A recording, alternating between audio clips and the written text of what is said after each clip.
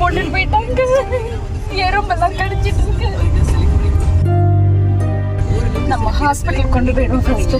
குப்பை தொட்டிக்குள் பச்சிலம் குழந்தை துடித்ததை பார்த்து தன்னை அறியாமல் கண்ணீர் ததும்ப மார்போடு அணைத்து மருத்துவமனையில் சேர்த்த இந்த பெண்ணுக்கு கோடி நன்றி சொன்னாலும் போதாதுதான்.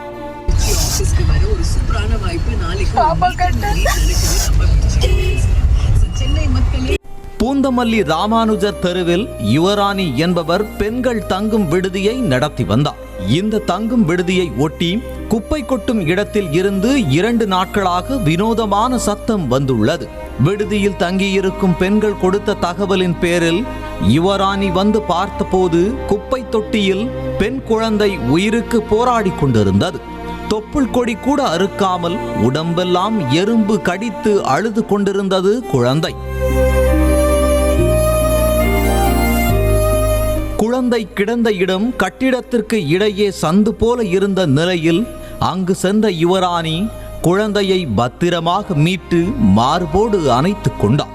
குழந்தையின் முகத்தை பார்த்து தன்னை அறியாமல் யுவராணிக்கு கண்ணீர் பெருக்கெடுக்க அழுது கொண்டே பூந்தமல்லி மருத்துவமனைக்கு கொண்டு சென்றனர். போட்டுட்டு போயிட்டாங்க. எறும்பெல்லாம் கடிச்சிட்டு இருக்கு. அங்கு முதலுதவி சிகிச்சைக்கு பிறகு மேல் சிகிச்சைக்காக எழும்பூர் மருத்துவமனையில் குழந்தை அனுமதிக்கப்பட்டுள்ளது. எறும்பு கடித்து உடம்பு முழுவதும் வீங்கி போனதோடு 2 நாட்களாக பால் கூட இல்லாமல் அழுது கொண்டே இருந்ததால் குழந்தையின் உடல்நிலை மோசமான நிலையில் தொடர்ந்து தீவிர சிகிச்சை அளிக்கப்பட்டு வருகிறது. மருத்துவமனையில் சேர்த்ததோடு இருக்காமல் கூடவே இருந்து கண்காணித்து வருகிறார் யுவராணி. 2 நாளா பூனை கத்துற சத்தம் கேக்குதுங்கக்கா அப்படின்னு எனக்கு பசங்க கால் பண்ணாங்க. நான் வந்தேன், எடுத்து பார்த்தா அது பூனை இல்ல குழந்தைன்றது அப்புறம் தான் தெரிஞ்சது. ஃபுல்லா உடம்பு ஃபுல்லா எறும்பு, பக்கத்துல பெரிய பெருச்சாலி எல்லாமே இருந்தது. குழந்தைய நான் அந்த ரத்தம் அதெல்லாம் பார்க்கல, அப்படியே நான் எடுத்து அணைச்சிட்டு நேரா நான் ஹாஸ்பிட்டலுக்கு போய். குழந்தையை இந்த நிலைமையில் பார்த்ததில் இருந்து சாப்பிடக்கூட முடியவில்லை என கண் கலங்கி மனவேதனையுடன் பேசிய யுவராணியின் கணவரும் ஆதரவற்ற குழந்தைகளை கவனிக்க அரசே பல முயற்சிகள் எடுத்து வருவதை குறிப்பிட்டு இப்படியெல்லாம் அனாமத்தாக விட்டுவிடாதீங்க என கண்ணீர் வடித்தார். உங்களால இது தேவையில்லை அப்படின்னா தமிழக அரசு கிட்ட கொடுங்க. அவங்க நிறைய மாதிரியான திட்டங்கள், தொட்டில் குழந்தை திட்டம், நிறைய சைல்டு ஹாஸ்பிட்டல் அது வளர்த்து அவங்களே ஆளாக்குறாங்க. தயவு செய்து தேவையில்லைன்னு சொல்லி யாருக்கும் தெரியாத இடத்துல போட வேண்டாம். இந்த சம்பவம் குறித்து பூந்தமல்லி போலீசார் வழக்கு பதிவு செய்திருக்கும் நிலையில் குப்பை தொட்டியில் குழந்தையை வீசி சென்ற கொடூர மனம் படைத்தவர்கள் யார் என்பது குறித்து வருவாய்த்துறையும் விசாரணை நடத்தி வருகிறது.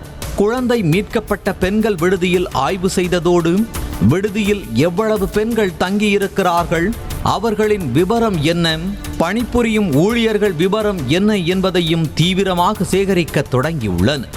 அத்தோடு விடுதியில் ஒரு அறையில் கழிவறை ஜன்னலில் இருந்த கண்ணாடி அகற்றப்பட்டிருக்கும் நிலையில் அங்கு தங்கியிருந்த பெண்களே யாரேனும் தவறான உறவில் கருவுற்று குழந்தையை மேலே இருந்து தூக்கி வீசினார்களா என்ற சந்தேகமும் எழுந்துள்ளது. அது மட்டுமின்றி மகளிர் விடுதியை சுற்றிலும் வேறு எந்த குடியிருப்பும் இல்லாத நிலையில் அங்கிருந்துதான் குழந்தையை தூக்கி வீசியிருக்க வேண்டும் என்ற கோணத்தில் போலீசாரும் வருவாய்த்துறை அதிகாரிகளும் தீவிரமாக விசாரித்து வருகின்றனர். உள்ள ஹாஸ்டல்ல வந்து ஒருத்த குழந்தை வைக்கிறான்னா அப்புறம் என்ன எத்தனை பேர் இருக்காங்க, இல்ல எத்தனை பேர் தங்கிருக்காங்க, சிசிடிவி கேமரா இருக்கு, சிசிடிவி கேமராலாம் ஒர்க் ஆகலையா?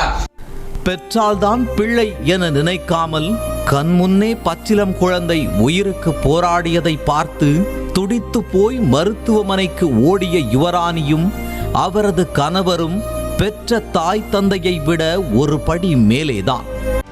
செய்திகளை உடனுக்குடனும் துல்லியமாகவும் தெரிந்து கொள்ள சப்ஸ்கிரைப் பண்ணுங்க.